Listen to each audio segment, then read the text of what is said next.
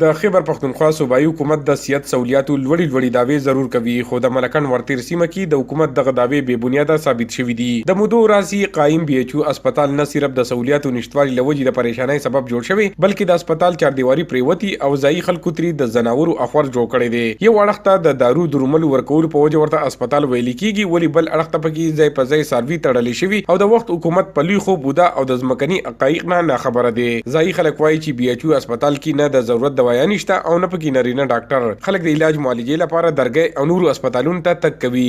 چاردیواري نشته ځکه په دې خلکو د کم چم گاون خلک ته په دې وجه باندې دلته کې په اسانه باندې ورته څاروي ماروي روباسي، نو په دې وجه باندې دلته کې قلات او شر به څوک څاروي څه کوي، خو دا دیوالونه میوالونه ورڅ پریوتي دي، نو په دې وجه باندې خلک راځي او دلته کې لکه ورته څاروي ماروي روباسي. دا غټه وجه دا ده کنه پتل د دیوالو وران جاړ دي ټول کړه دغه سپورټ ګټه پراته دي. دا په کار دي له ډاکټرا په کار دي چې ډاکټر په کې بری دوايي رشته جي دوايو تکلیف ته ډیر زیات نو که بس کم چې څه خوې کړه د حکومت نه مونږ دا وختونه کوو چې زمونږ د اسپتال دی چې کوم دی دا دوباره مونږ ته د دې تعمیراتي کارونه دي پکې وکړي. د دې چې کوم دی دا بنګله د ډاکټر دا خرابه پرته ده، هغه کوارټرې پرتې دي، نو چاردیوالي دا بل زمونږ اسپتال ته چې کوم دی نو دوايانې راکړي.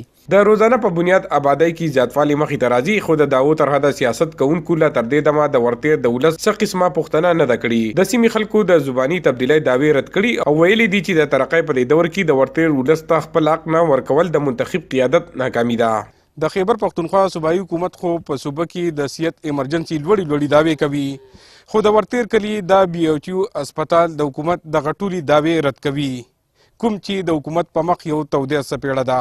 کیمرامین ظفر سواتی سره عمران زریاب، خیبر نیوز، ورتیر، مالکان.